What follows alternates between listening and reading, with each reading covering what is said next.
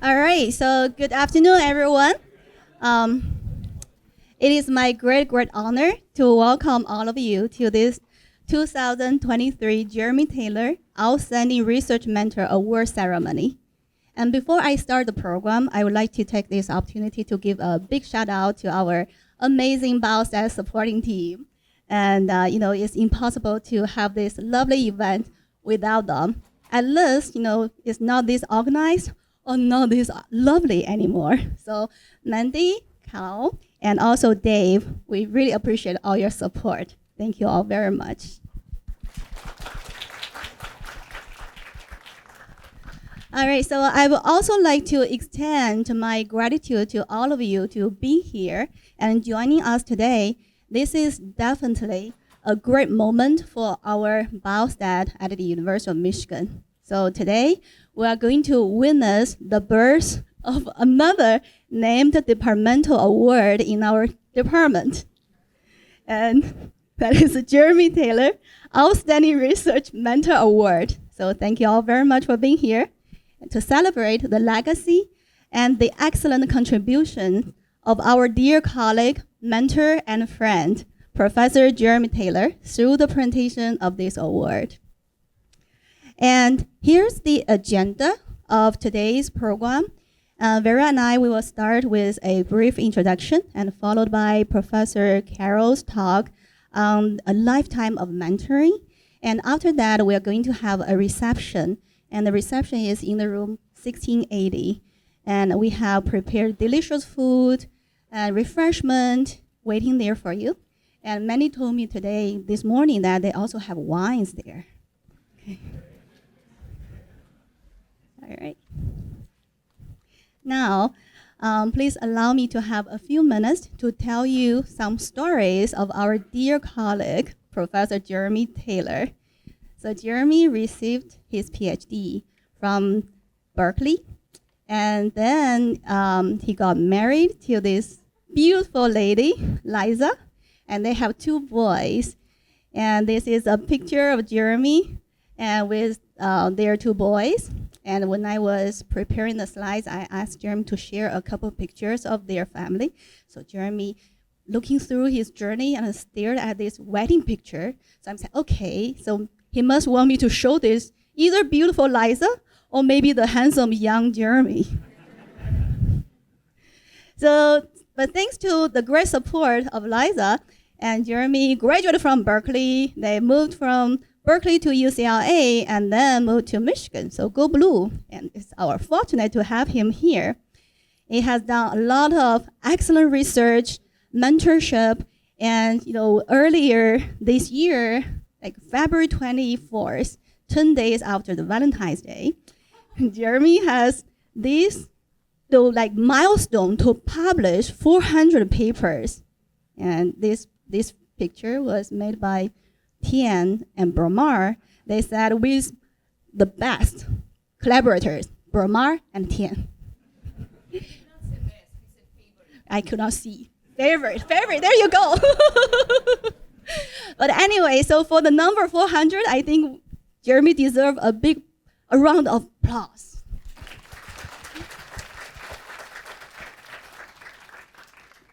So his research impact has been profound, both within our department and also in the field. But more remarkably, he is a dedicated and a wonderful advisor for numerous of our trainees, and he is a very generous mentor for many junior faculty members. So to honor the extraordinary contributions of Jeremy to this department, and also his wonderful mentorship, we are very proud to announce that we established this award this year, named after Jeremy, to honor a outstanding statistical scientist who has a strong track record of mentoring both doctoral and postdoctoral scholars, and also well known for collaborating with their early career scientists. So this award will recognize Professor Taylor's tremendous contribution to the department and to the broader profession of statistics, particularly through growing the career of the next generation of statistical scientists. So with that being said, you probably are wondering, what kind of mentor Jeremy himself is. So luckily, I'm going to tell you some story of my own experiences. So for those who do not know, actually when I was a master student in this department, Jeremy was my advisor. So back to 2002 or 2001, I received an email from somebody called Jeremy Taylor from some school called University of Michigan. Said, hey, we are interested in your application, and do you have some time to have a phone interview? Back to that time, actually, I do not check email so often as now. You check every day or every minute.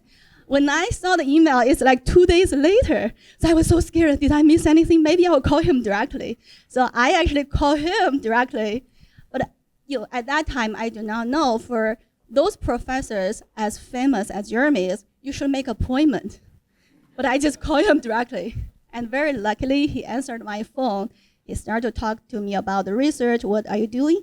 And you cannot believe that at that moment, I was doing the research for my undergraduate in the field of bioinformatics, computational biology. So I do a lot of hidden Markov models for the DNA sequencing, ATCG, and the CPG island, all of those.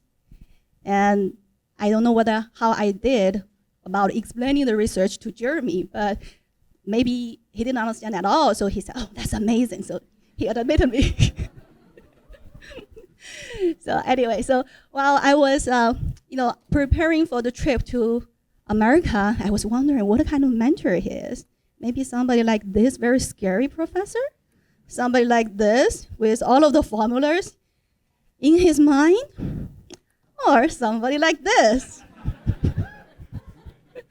And this is Jeremy at the joint statistical meetings this year, this summer. Obviously, he has a lot of good time there. Anyway, so through my interactions with him, and probably many of you already know, he's actually a very fun mentor and advisor. This is a typical working style of Jeremy on the beach, working really hard. And he also celebrates a lot of important moments for his advisees and students. And that's a picture of Ramar, Jeremy, they co-advised him. This is a birthday or graduation. Okay.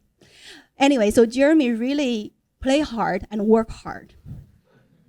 You can see for his group, a lot of meetings happened in very fun places. They go to both indoor and outdoor fun places. They even have strawberry picking. But look at that. It is apple. I'm sorry. My eyes. All right. So Jeremy do have a lot of serious work here. So he is leading our training grant for the cancer research. And he has do a lot of things for the Big Data Summer Institute. And he's advising the students, co-advising students, many of them, and just a couple of pictures. One is with Krisika, and the other is with me and Jing Cheng. So I and Jeremy, we co-advise Jing Cheng, so that's those pictures. And a few years ago, we actually invited all of his former students to come back and celebrate his birthday. This is only a subset of his students. And we do have also a couple of pictures to witness his working hard in a very extreme hard situations. So for example, the pandemic, he is still working with Elizabeth very hard, staring at each other, maybe thinking about very hard problems. And another picture in the middle is when we have the admission committee meetings, and then no electricity that day. So they were working on going through the meeting materials and using the candlelight. And I believe that is with Mike, Sebastian, and Tom. Ramar, are those correct?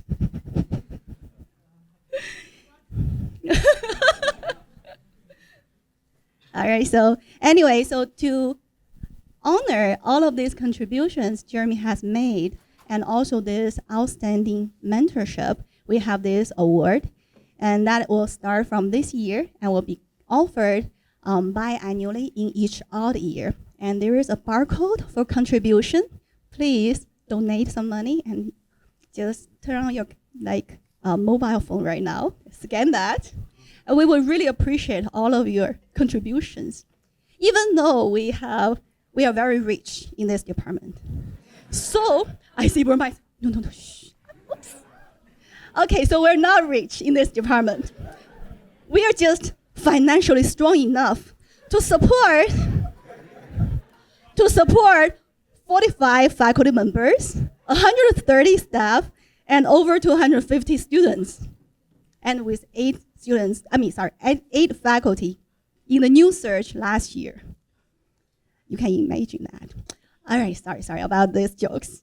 And now is the big moment for the very first recipient of this Jeremy Taylor Outstanding Research Mentor Award. And that goes to Professor Raymond Carroll, Distinguished Professor of Statistics, Nutrition, and Toxicology from Texas A&M. So congratulations.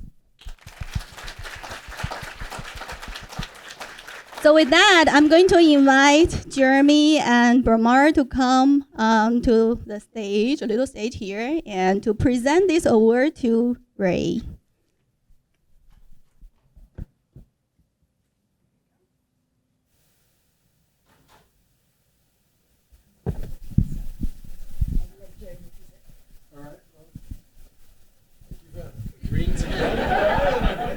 Actually, wouldn't have missed it for the world.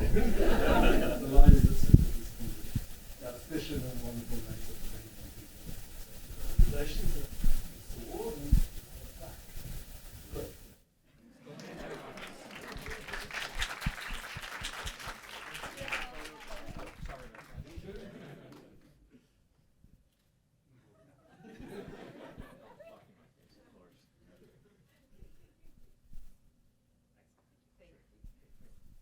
Thank you very much. All right, so I'm going to have a little more presentation. So I'll invite you back very soon. So as you all know, we have many nominations this year, and Ray actually is obviously our top choice without any questions. And I actually, even for me, I was not Ray's student, but I got a lot of guidance during my career, even some life-work balance questions. I got to meet Ray when I was a student at Harvard years ago, and got connected with, by my advisors, Xi Hongling and Andrei Ranansky, because me and Ray, we have some overlap in terms of research, and that is non-parametric and semi-parametric regression with missing data.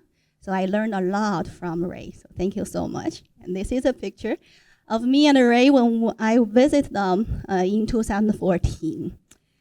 And when I was preparing for this, I was asking Jeremy and Ray, and we had a lot of conversations about this arrangement. And they keep saying, okay, I know, Jeremy, I know Ray. We never worked together, but we know each other. And that is a good guy. That's a great guy. We like each other. So they even proved to me with a picture showing them, handing the wine, smiling. So I guess they must love each other. Anyway, so I also look at the mathematics genealogy project, where you can find the tree, the academic family tree for each scholar, their parents, grandparents, their children, and then the descendants. So for Ray, I screenshot that, and you can see there are some highlight on this picture. One part is bottom here. They have dot. That means this is only a partial of the list, and they have a long list I could not finish. And another highlight is, we are very lucky and very fortunate to have a representative from his academic family, that is Vera. And Vera is the top 2. I don't know how they order them, maybe by Ray's favor. Probably Ray will answer this question during his presentation, but I guess that will depend on how you introduce him, Vera. So Vera, I'm going to hand the floor to you to introduce him.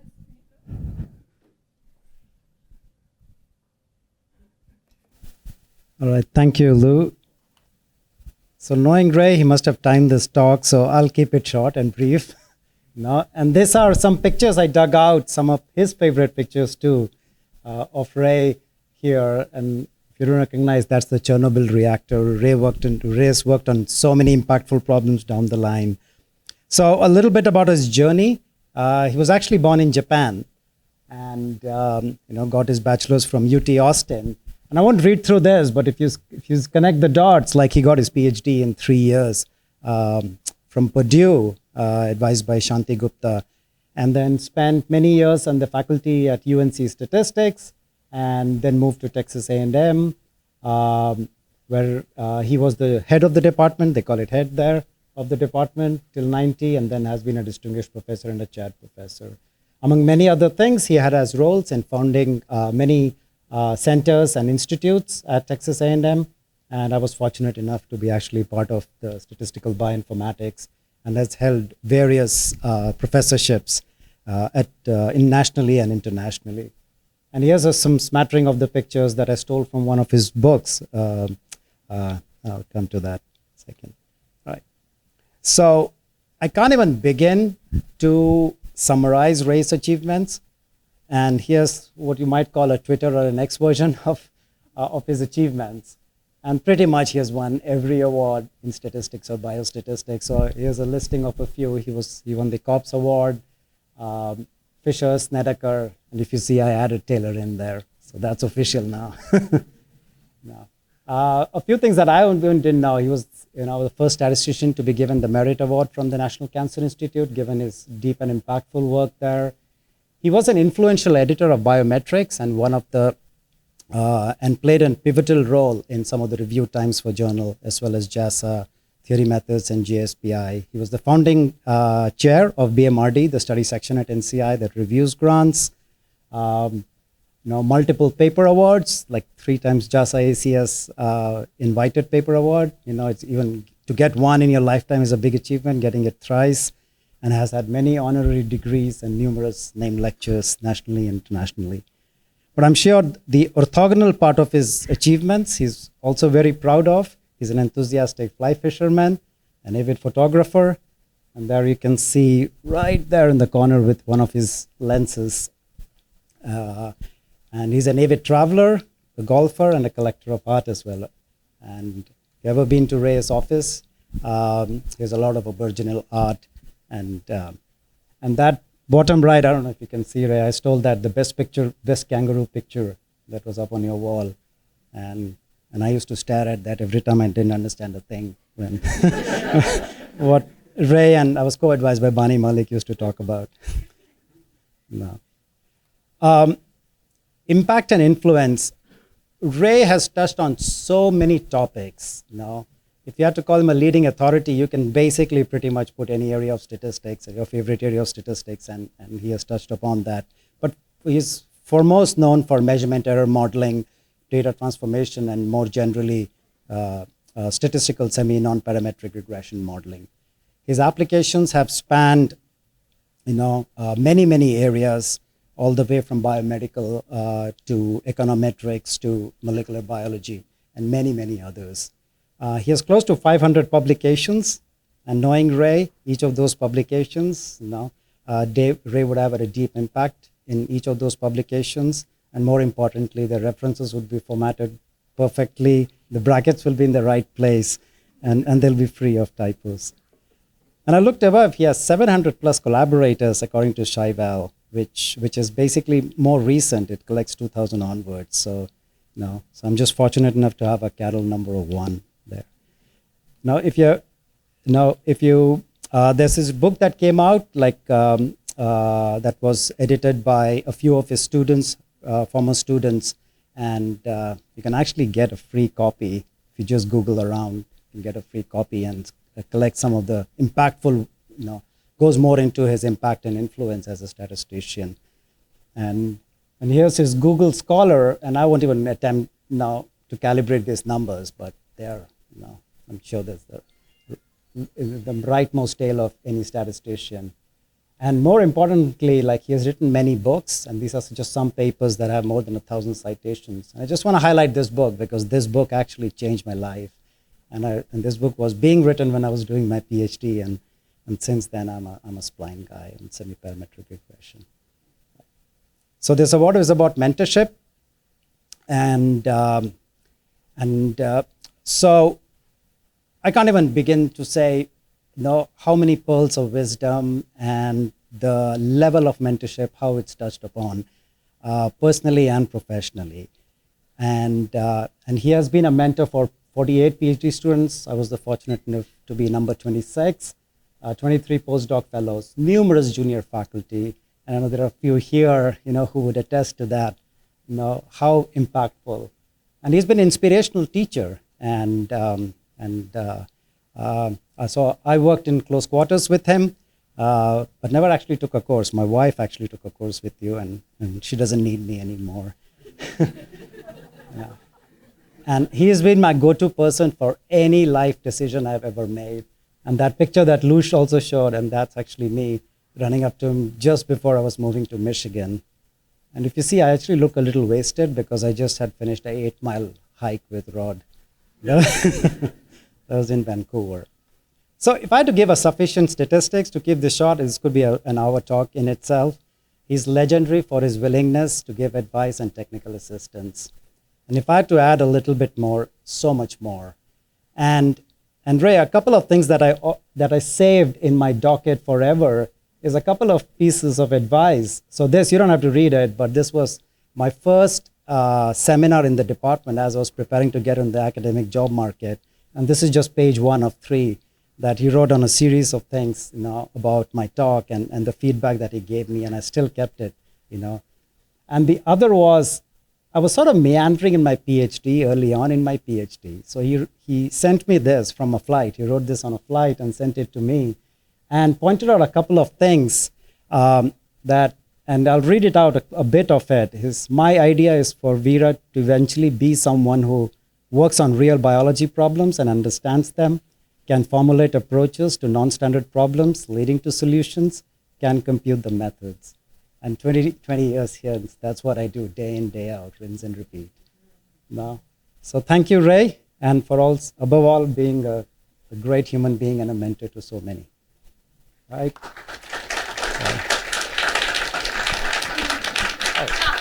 Just a small PS, Ray. I made all these slides on Tahoma 32 font. The font size of my slides are on Tahoma 32 font. That's the Ray recommended. As you can tell from Veera's talk, I am very finicky about how to write a paper. And Nashin knows this, and lots of other people too. Well, thank you for inviting me. I've looked around here and seen so many old friends. Rod Little's probably the oldest one. He is the oldest one, but I mean, we've been friends for more than 40 years. And I look around, I saw today Dong Lin showed up here. Wow, that was a surprise. And so, no, I think he was saying it, but I mean, it's really great to see a lot of old friends. I mean, friends of a lifetime. And also to meet new people. I've met a bunch of students when I was here. I get lunch tomorrow with a bunch of students, I think, or postdocs. And so thanks. So first of all, thank you for inviting me. As a few of you know, I no longer travel to give talks because I don't like giving talks, and I don't give any technical talks anymore. And I don't think I would have come except for Jeremy Taylor. So I'm going to talk about the award and our interactions a little bit. I'm not as funny as Veera and Lou are. I am very funny, but I'm trying to be professional. And I'll tell one of Veera showed one of my slides almost. I have a separate love for my transfer students. of whom nobody's here, but yeah, and then I'm going to talk about what I do as a mentor, which is pretty non-standard. And then if I have time, oh good, maybe I don't. I was going to talk about a project with a non-standard graduate student. You know, most PhD students get a BA, a BS, they get a master's degree, they write a dissertation. Well, this is somebody who started graduate school at age 37, so thought I'd mention him.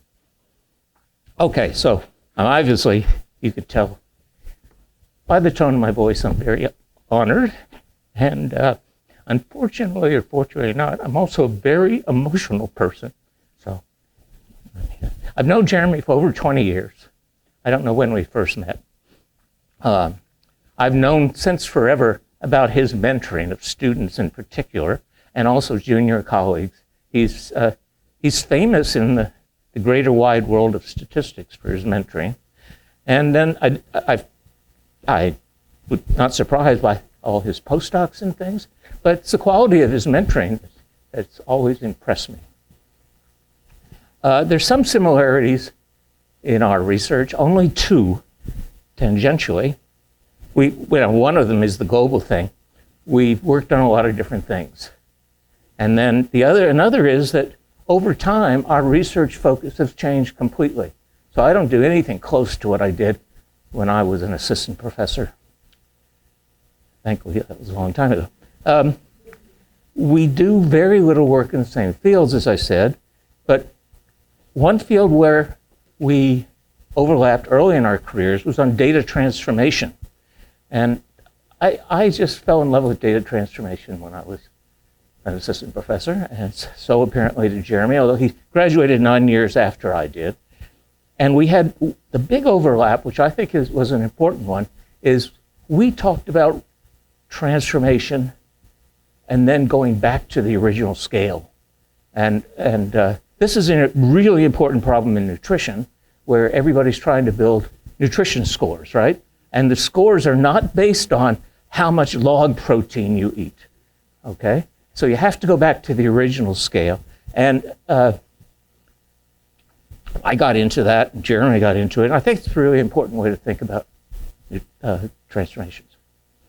Then I've grabbed two websites. I'm perfectly happy to plagiarize anything. No, I'm not. But this is from one of your websites here. It's Box Cox, longitudinal analysis, survival analysis, cure models, where he's a great, real expert, and also in survival analysis, and longitudinal. Missing data, smoothing methods, that's one of the overlaps. Clinical trial design, surrogate and auxiliary variables. And I was typing this in, I just got tired. One thing about Box Cox is I knew David Cox. I think, did you work with David Cox?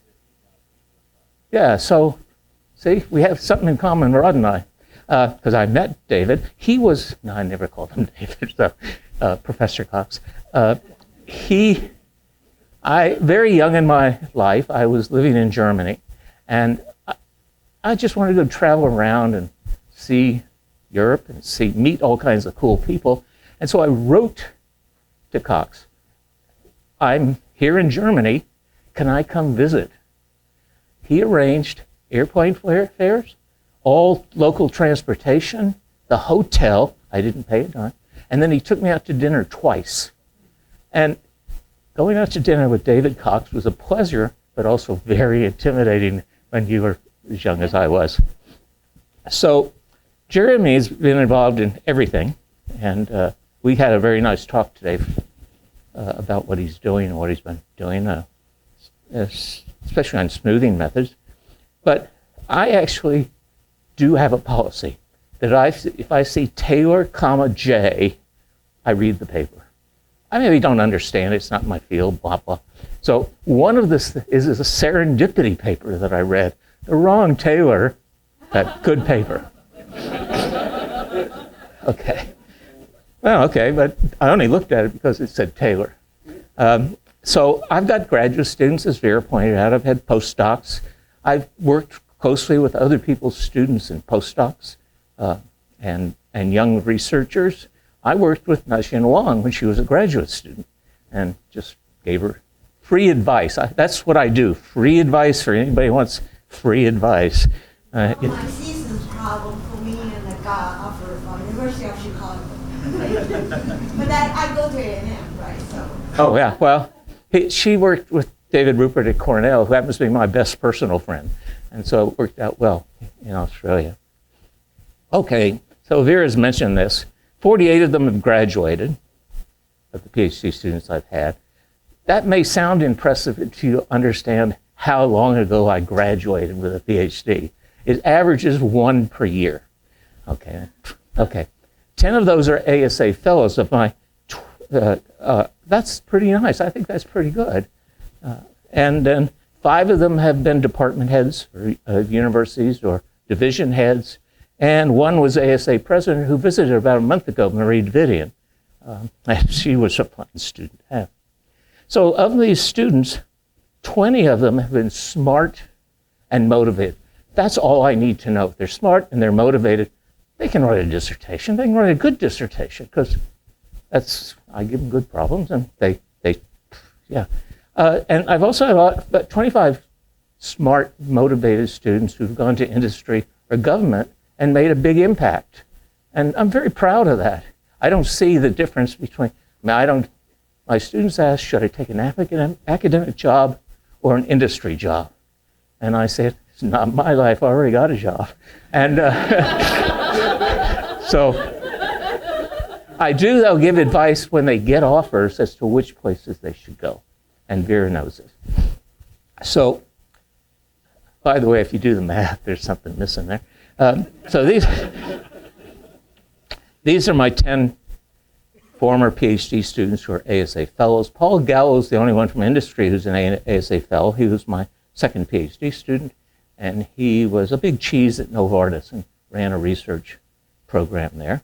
Len Stefanski, he's the smartest person. I don't know if he's ever been here, but he's the smartest person I've ever met. And he worked with me and David. And after one paper, I gave him a paper. He came, a couple of weeks later, came back with a draft. Peter Hall speed. And then after that, David and I said, we got a gold mine here. And so we started giving him really hard problems. And he solved them all. So at the end, we called him Proc Proof. He was the head at NC State. Doug Simpson was head at UIUC. Marie Davidian, of course, you know. C.Y. Long at Hutch. Jeff Morris has visited here, I know. He's at Penn. Hua Liang, I think he probably has not visited. Has he? No, I don't think so. But he's at George Washington. Vera. He was a fun student, too, He makes it sound like, I don't know. But I do write things, and we had a wonderful time. And it was funny because you could watch, the great thing about PhD students is you can watch them as they grow and start being proud of them. And Vera was one of my classic cases of somebody who started and then boom, somewhere about halfway through he was, and up, boom. So that was great. And then, Yehua Lee at UC Riverside and Bo Lee at UIUC. I'm sure they've been here. I've had postdocs, and 17 went to universities. That's about right, because you don't go to a postdoc and give up a lot of money and then decide to go to industry. But so, and then 6 actually did go and become big cheeses. I've had this transfer students are my favorite, really. These are students in 2 varieties. 3 students left their initial mentors after a year of working with them and said, can I work with you? Well, hell yes. I mean, come on. These are people who, they were working with somebody very high, very much in probability, really smart. Number 1, Gordon Johnston, worked at SAS for a while. Number 4 is Len Stefanski. And number 28, I've forgotten who that is, but I do know, but yeah. And then I've had students who I started out as the junior advisor for. And you guys do a lot of co-mentoring here too, which is, I think, a very good thing to do. It benefits the students, and it's a lot more fun because then you get to talk to your colleagues a little more often than you would ordinarily. And 3 of them, they left for greener pastures or whatever they're called. And so I took over. And so I claimed them as my student, which is not technically true, but they did. One of them was Bo Lee, who's the head at UIUC. So those were fun. And then I have a funny, unusual, it's not very funny, but I never made appointments with my students. Vera can attest to this. I refused to make appointments. I figured I'd watch my colleagues complain about making and I'm sorry to the graduate students here, but I'm not insulting you, but you make appointments, and the students, first of all, they can't get their questions answered. They have to hang around waiting for the appointment. Blah. And then a lot of times, and let's face it, those of you who have students who are students and have weekly meetings with your mentor, sometimes take a few days off before they start thinking about what they're trying to work on. So I never had that problem because I was in their office every day. How you doing? Well, that wasn't the way it worked, but I've never had an army of students and postdocs. 1 a year is what I kept to. And my office door's open. If the door's shut, it means I'm either not there or I'm actually thinking. Fair enough. But if it's open, I'm there. And there's an old story about Paul Erdős, the number theorist guy, and he used to go visit somebody. I knew a few people who he visited. And of course, he was on speed the whole time. But he'd say, "My mind is open," he'd show up. I didn't have that mind. When I was away, well, I found this very efficient because you can make progress, right? I didn't do the work for them, but I gave them advice. And when I was away back in the golden days before emails, I actually answered their snail mails. And I did a lot of traveling early in my life and did a sabbatical, and I liked doing that. I mean, I just wrote everything out. This was before LaTeX, before Word. It was before anything other than handwriting. It was before faxes. So I used to we did emails back and forth. Okay, good. But I thought that was a good way to do it. If you had a question, I tried to answer it, or at least I'd go back and think about it. And if they had issues, I almost never talked about personal issues, unless the student became a good, close personal friend of mine. But I didn't think that was I'm not a psychiatrist or a psychologist, so that'd be malpractice. But I would, if they had issues that are, professional issues, I'd happily talk about that. I thought I gave pretty good advice. So, and Vera mentioned this as part of his talk. I think if you're going to be a mentor, you have to give coherent advice, right? It has to be coherent. You have to speak in a way that your students can understand what you're saying. And I don't have that much of an accent. I used to have a very bad Texas accent because I'm from Texas. But I tried to do this. And over the years, Vera mentioned 3 pages of questions. It's now 15. So what questions that have asked of my students and postdocs by people in industry and by people in government and by people in academia. And it's a very detailed baseline skip 12-point file. And I have some answers, what you should do, but it's really good. I think it's been useful. And I've collected them over a long period. Remember, Vera was 2005. And so over nearly 20 years, the thing just keeps expanding when I get bored and have nothing else to do. So, and then like everybody here does, you have your students give a practice talk because you don't want them to look foolish when they go out for an interview. And that's good. And practice talks for sure. Practice interviews depends on the student, whether they're articulate. And I think they can do an interview, but I do try and help them. I should sit here. I apologize. I have a very bad back. I have very severe spinal stenosis, and standing up for a long time is hard. So I like to think that when I'm done with them, they're prepared to interview. And I've had a pretty good hit rate. I always thought somebody had to tell them what to do. And those of us who are old enough to know this know that students would go out with the idea that they do their practice talk at their first job interview. That's not a very good strategy. So they'd never get they'd never get the offer, right? And so then there came the classic, well, I'm going to schedule the place I least want to go to first. Well, it didn't seem to me very sensible. Okay, and I think Vera mentioned this, or maybe alluded. My biggest sort of advice on interviews is just keep asking questions. First of all, everybody likes to talk about their own work, right? And so I've had students who just asked one question and they never got in a word the rest of the 30 minutes.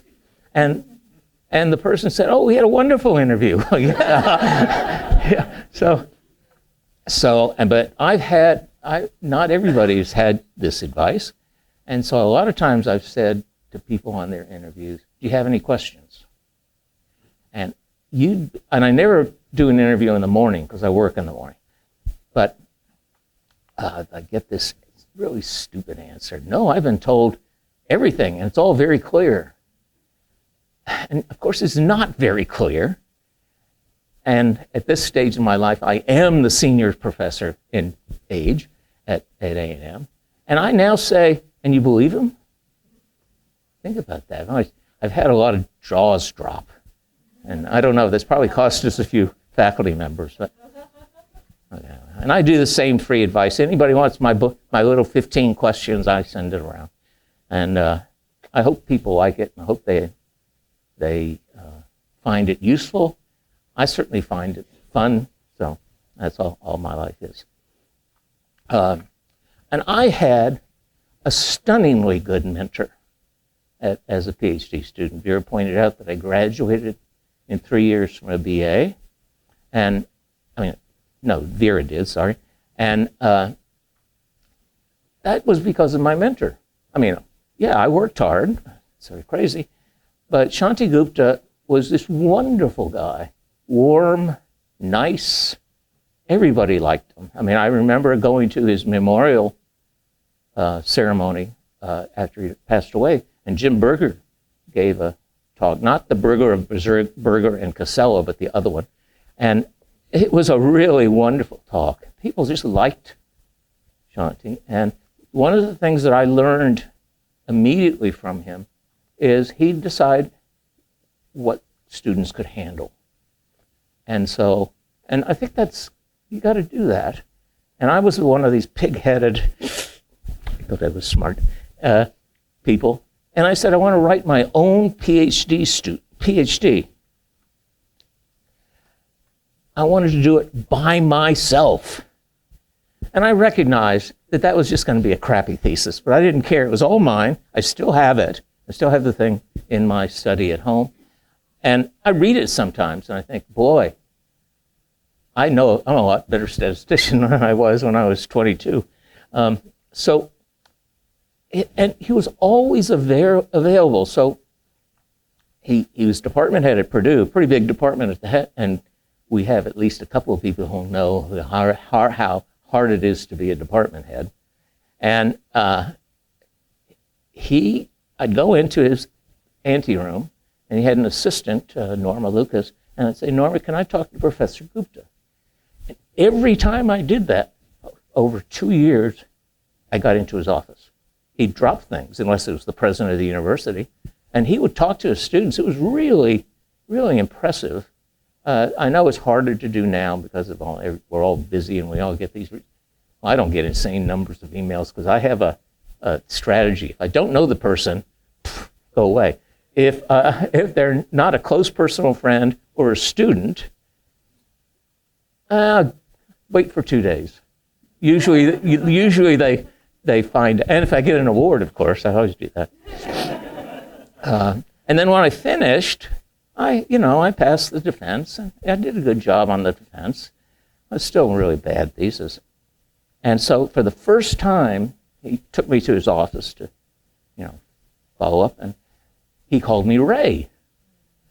Every other time he had been calling me Mr. Carroll. That was a style back then. And and then he said, call me Shanti. Now you have to imagine what this is like. I come from a military family, and I'm 24 years old. I admire this guy. What did I say? Yes, Professor Gupta. Thank you. Of course, that's what I did. And it took me years after that until I would call him Shanti. So my experience with a mentor was fantastic, just fantastic, and a really wonderful person. My wife and I were talking about Shanti the other day and how he actually got involved in helping her on her PhD voyage, encouraging her, getting some funding and all that sort of stuff. Well, that's a really nice person. Okay, mentoring in my first job, one word with a frowny. You see the word, no, none. Okay. I'm going to say a little more about that because I also carry grudges. So we all do. So I have advice for students and postdocs when you start your career. Seek out useful mentors and caring mentors, and they're not always the same thing. Useful mentors will do stuff, maybe be a co-author with you and all that. Caring mentors will actually help you. They'll maybe put you on a grant if they're a senior person, or they will say nice things about you 40 years later, which I've had happen recently, in fact. And also seek out great colleagues to write papers with. And Vera alluded to this. I've written papers with lots of people, but I've written papers with stars, real stars. David Rupert is very smart. Peter Hall, everybody know Peter Hall? Peter Hall was not just smart. And I was a very close personal friend with Peter. And we wrote 12 papers, and the first one was really good, one of my most favorite papers. Jiang Lin, well, she was here. Nilanjan Chatterjee, I know, has visited here multiple times, I think. Gosh, he's smart. Jiang's smart. Wow. Mitch Gale has been here, I know. He's a bit older than me, but he's really smart, too. And then the young guy at Penn, Young Chen, I work with now a lot on, I call it data integration, but he calls it federated data. But those guys, it's so easy to work with people who are smarter than you. And I feel like when I'm working with Nilanjan in particular, but that I'm the junior author. I mean, I'm literally the junior author. I'm the not next to the last author, which you know what that means. So I was for 3 years the only assistant professor in this department of non-caring people. And David, I have so many stories about this. I have a fish story that goes on for 20 minutes. I think Nashin has heard it and Raina's heard it. So then David came along. David Rupert is my age, 6 months older than me. We had similar life courses. We were married at the time, and I'm still married to my wife. David's passed away. But they were out getting their PhDs. So here we were, two guys. Nobody wanted to talk to us. We were next door office neighbors. And so what did we do? Hey, we socialized. We walked back and forth in the other person's office every day, 10 times, working, just really working. And so you can see the statistics. In those 10 years, we wrote 45 papers and 3 books. A pretty good relationship. And then there's always the issue of, should you write a great paper or should you just write a paper? how many of you, you've got a bunch of senior people here who know a lot about papers. How many of you can tell whether your paper is going to become famous as you submit it? I sure can't. I've got almost a 100% success rate of miscalling them. So the number of papers I thought were great when I submitted them and got less than 3 citations is pretty large. And it would have gotten me tenure if nobody read my citation counts at the time. I have a few good ones, yeah. And I also think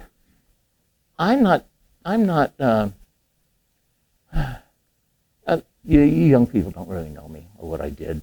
You saw some statistics. I did some pretty good work, but that's okay. It was a long time ago. So it's my students who are my legacy, like Vera and all the other good ones. And then I live in a town 5 months a year in Sequim, Washington. And the motto of Sequim, Washington, it's a very little town, is be kind. Well, that's good advice. So in life, just be kind. And it's the right thing to do. Be kind to other people in your field. It doesn't kill you.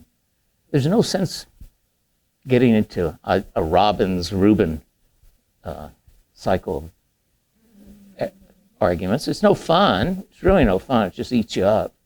And then some people say, well, you ought to do it because it'll get you some breaks on papers and grants.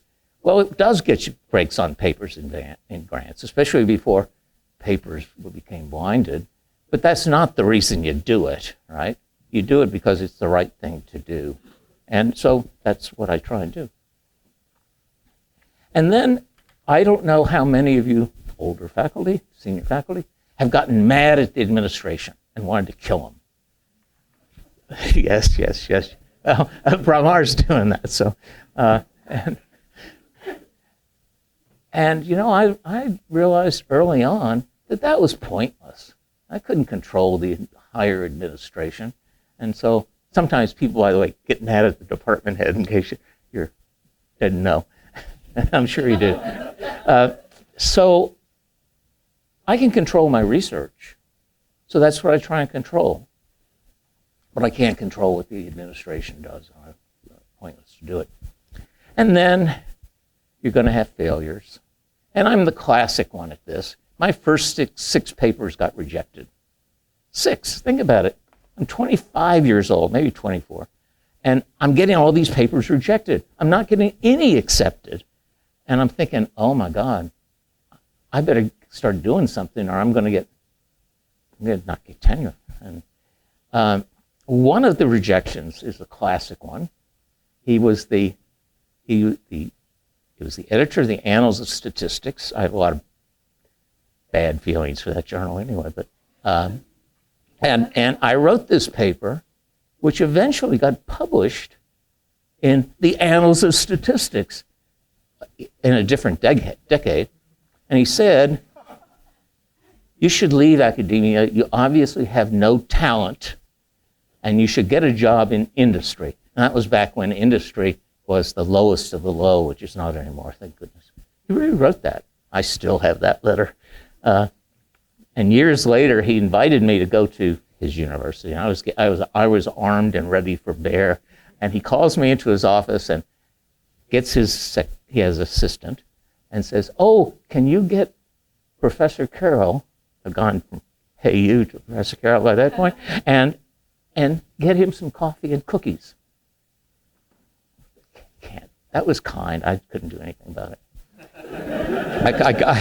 I didn't get to vent. And then later that year, I got a paper accepted in a good journal. It's the Journal of Probability Theory and its Applications, in its German title at the time. And I still have that acceptance letter in our safe deposit box. And every time I go to the safe deposit box, the first thing I read is that letter, and thinking, oh boy, I was so happy. So, okay.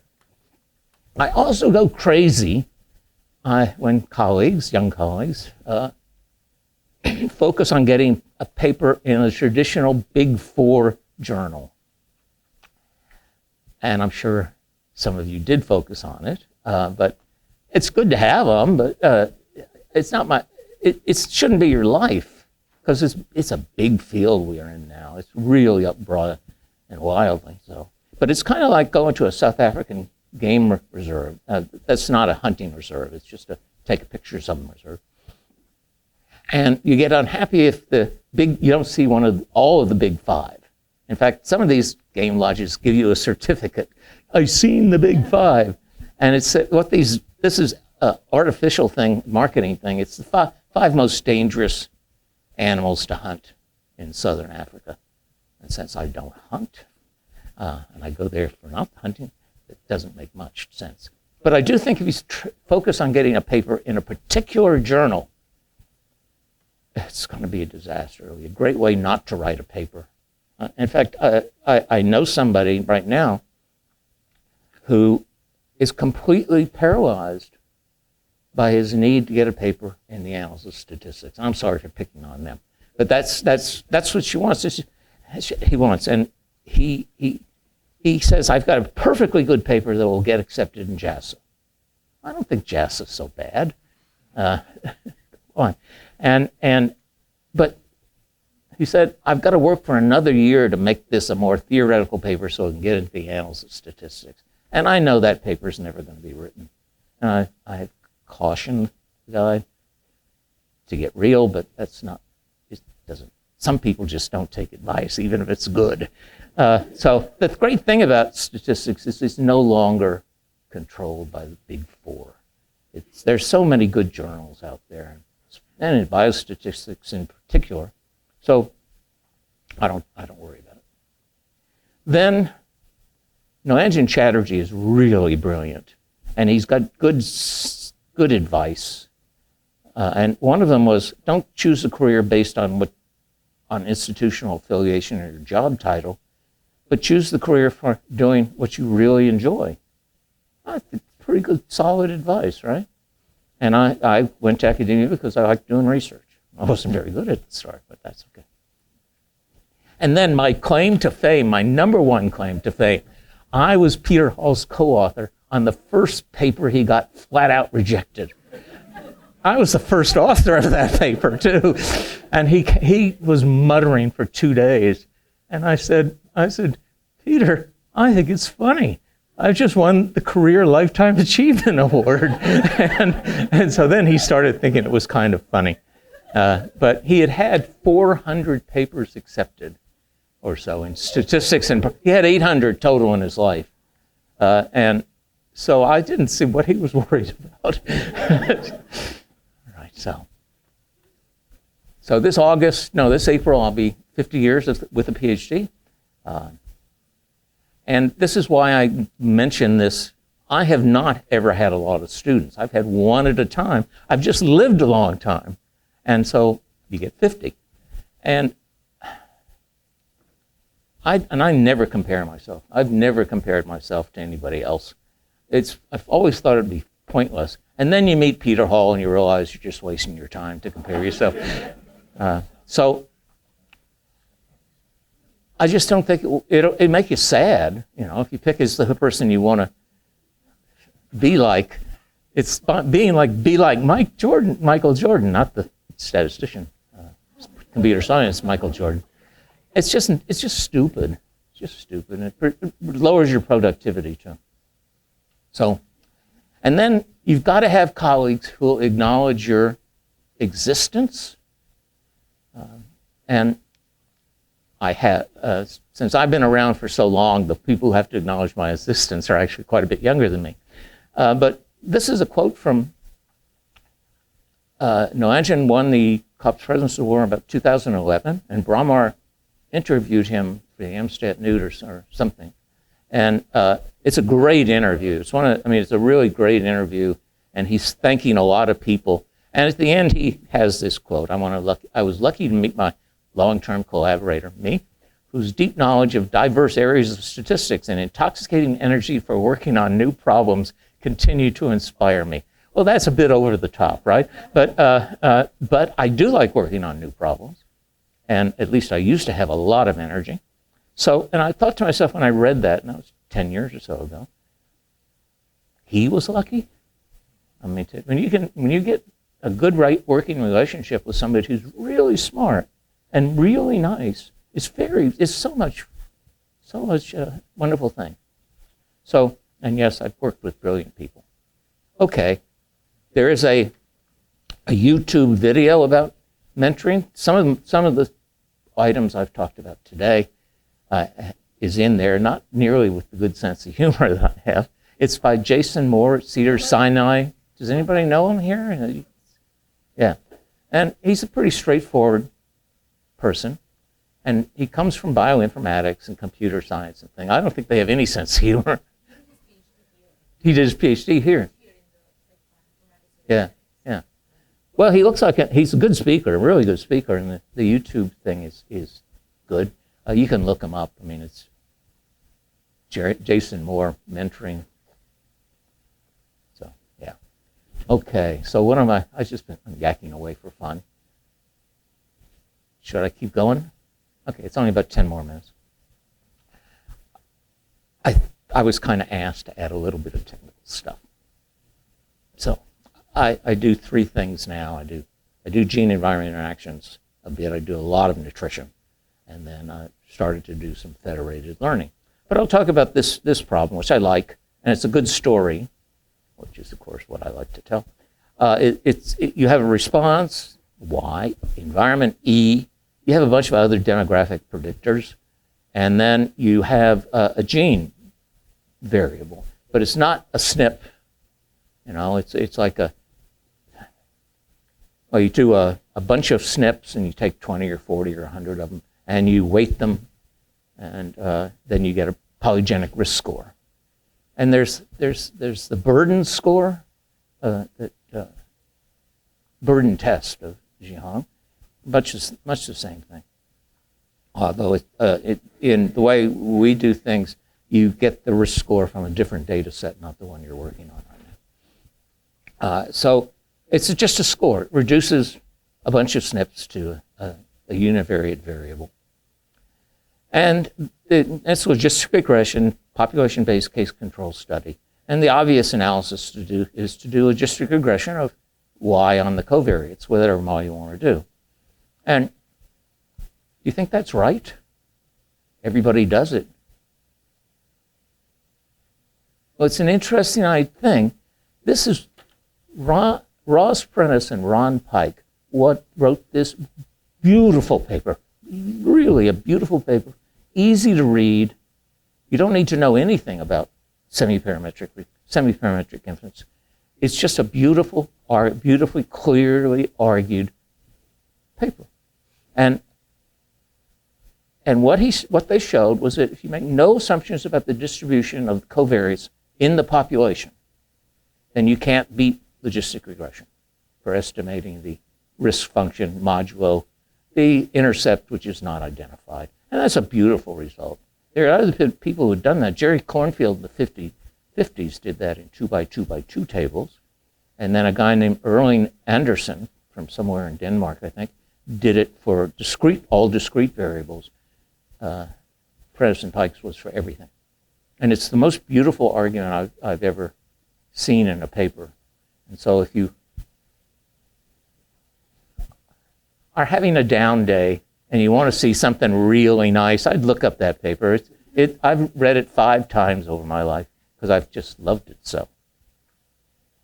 So then came along a few years later. This is my serendipity. I read this paper because I saw the J. Taylor and forgot that it's MG. Claire Weinberg and Walt P. Gorsh and this guy Taylor and later by Umbach and Dale Umbach and Claire Weinberg. They showed that for rare diseases, and this is a series of conditions, rare disease, using only the cases, only binary variables, and you have an interaction term in the logistic regression, then you can get vast improvements, vast increases in power if you can assume independence between the gene and the environment. And it's a really pretty shocking how much greater the power is if So it's a pretty impressive paper. And I read this. I said, Nolanchen, I don't know about this. Can you? He knows how to do these things. And so I said, this is pretty cool, but they can only estimate the interaction. All right? I mean, it's main effects are kind of important in life. And so we worked together for, this is when he had just gotten his PhD. And I was smart. I was really smart. I heard him give a talk at the University of Minnesota in the Math Research Center. And Jamie Robbins was in there. And he got into a bad mood, and he started going after Nolanchen. Nolanchen a graduate student, for God's sakes. I don't think you do that, but Nolanchen gave as good as he got. And it was pretty funny to watch. And I said to myself, I'm going to get to work with this guy. I was really impressed. So we came up with a nice little piece of work and that appeared, and we can allow estimation of all the main effects as well. It has much the same things.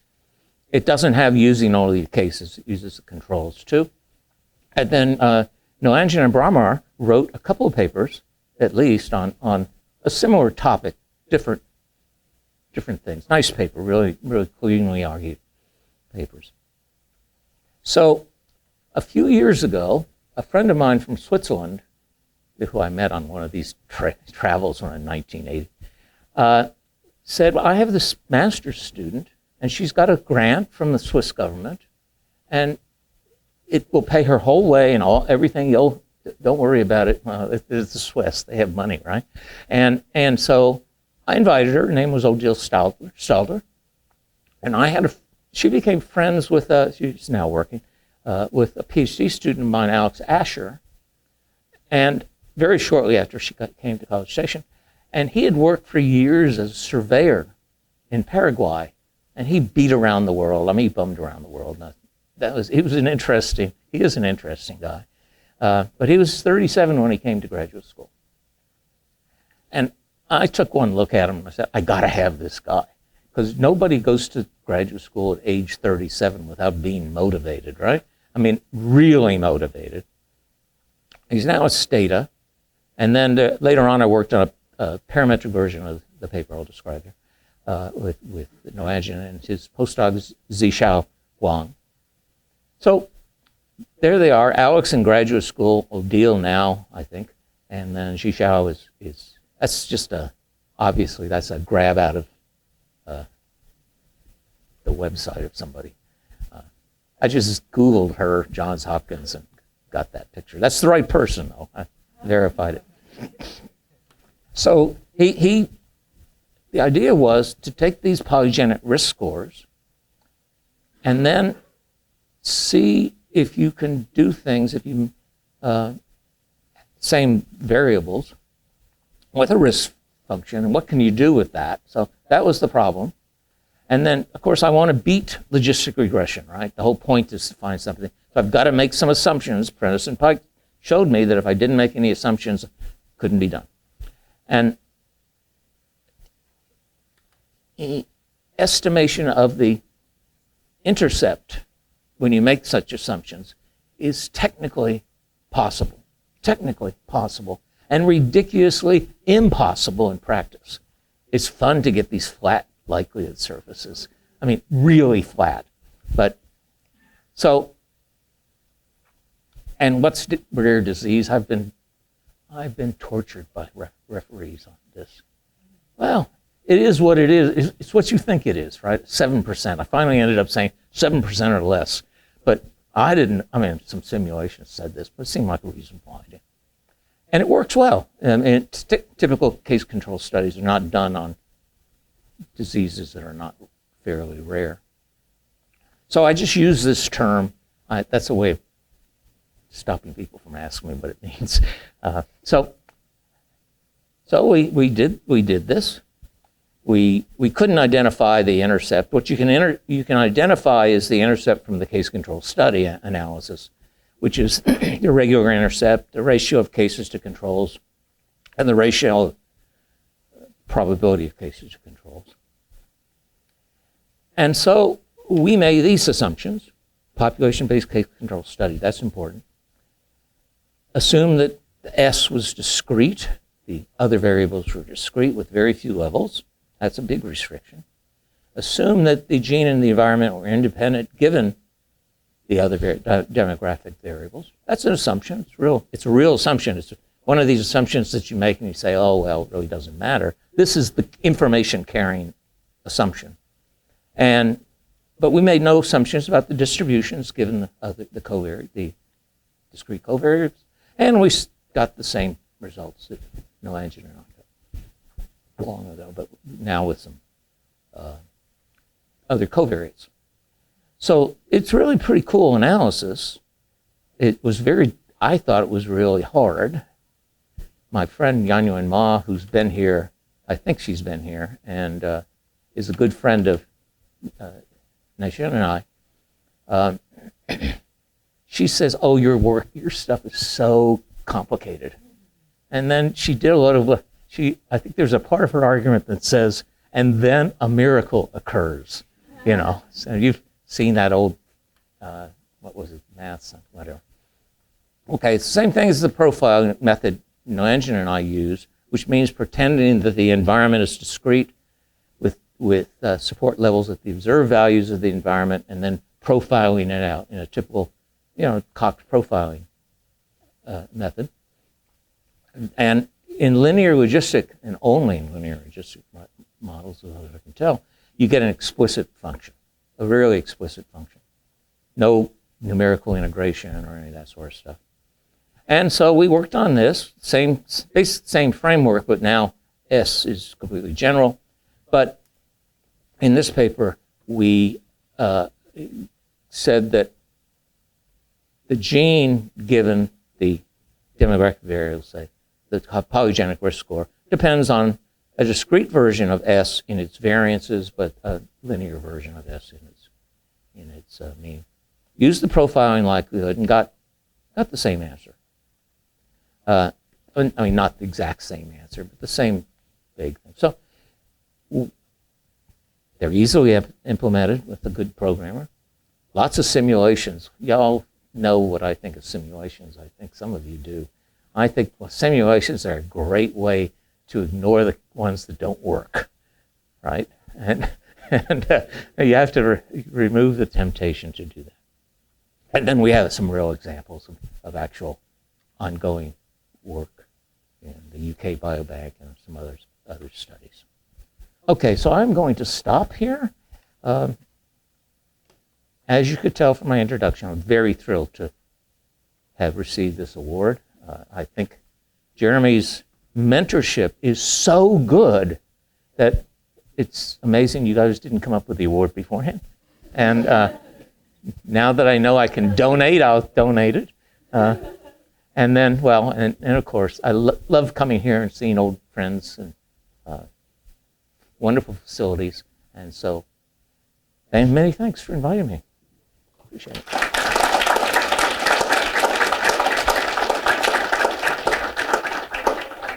a wonderful talk.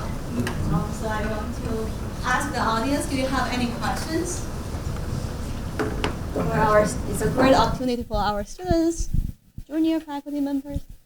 Oh, actually, a senior faculty member want to ask a question. Oh, Tony, you want to have a question? Oh, no, I don't have a question. Okay. Our chair will have concluding remarks. Thank you. I just wanted to share a couple of things because Ray's journey and my journey sort of intersected at many different points. Those of you who do not know, I also graduated from Purdue. And Shanti Gupta was also the grad program director in Purdue at the time. And as Ray will go to Shanti's office with ideas, and Shanti was always like very complimentary to Ray, I was called to Shanti's office after the first year. And he looked at me and he said, Brumar, I review transcript of every graduate student because he was the grad program director. He has just transitioned from being head, and you have got a B. And nobody from ISI ever got a B at Purdue. So I'm like, well, should I be here? Should I not be here? But that is how sincere he was as a graduate program director that he looked at everybody's transcript, and if there was any sign of not living up to the mark, he will call them and said, what do you need? I also took a wonderful sequential analysis course from Shanti. My daughter always tells me, because we always used to go to this Purdue Alumni Association meetings and receptions at JSM, and everybody would say, Ray Carroll is the most famous ever possible alum from Purdue. And my daughter would look at me, Mom, look at that. Look at that. You were nowhere near this person. And you come back home and see all of these things. So that's my first story. In Shanti Gupta's office as a graduate student. Flash forward, 2001. I am in Florida. I do not want to continue my dissertation research. I'm in a complete mess. I read this beautiful paper by Prentice and Pike. Molloy Ghosh and his students were running a study group on this case control studies, and Ray was actually collaborating. Molloy had just come back from Texas A&M from his sabbatical, and Ray had given him some ideas, and we all start working together, and that leads to a JASA paper. I actually did my second PhD, I think with Ray and Molloy at Florida, because my first PhD did not work out. So those of you whose first PhD are not working out, there is still hope. And then I want to say that Ray was really inspiring. When we are just sort of getting started case control studies, I visited Ray, Nilanjan, Molloy, all of us were there. And I was just so inspired to see Ray in action. He was actually coding in MATLAB every day to see if the theory works. And that was just amazing to me. I already knew that Ray Carroll is a fantastic theory person. He could make all the assumptions and create magic and miracle, but he was actually coding in MATLAB. This is something I just still brings tears to my eyes. I was also very, very impressed by the art that he collects. And I looked at a painting, an Aboriginal artist in Australia, in Ray Carroll's office. That is one of the most beautiful paintings, and Ray could tell me all about it. So that was just an inspiring time of growing in case control studies, gene-environment interaction. He touched my career and life in many ways. So Ray Carroll's office, Shanti Gupta's office. Flash forward, I want to conclude by saying something about Jeremy. Jeremy's office is the only office I ever cried. And it's not because something that he said. He is my mentor, whose office I go when things are difficult, when something is not working out. Though we have a very, very strained relationship, everything Jeremy says philosophically, humanitarianly, I feel this natural instinct to resist and protest. But when Jeremy said, I have to actually object to that, or I have to counter that argument, I realized that in our statistical ideology and in our personal beliefs, we are very similar. So Jeremy, thank you very much, because when I came here as a lost person, and as you say, look where you have come, you have no idea what even last month you said how you arrived here in Michigan clueless, and look where you have come.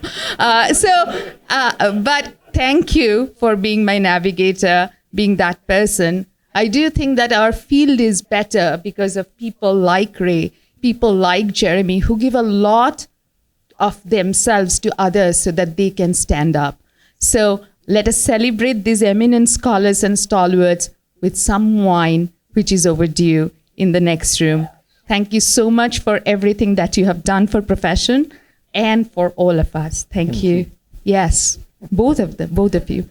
So a big applause for all the mentors and mentees in the room.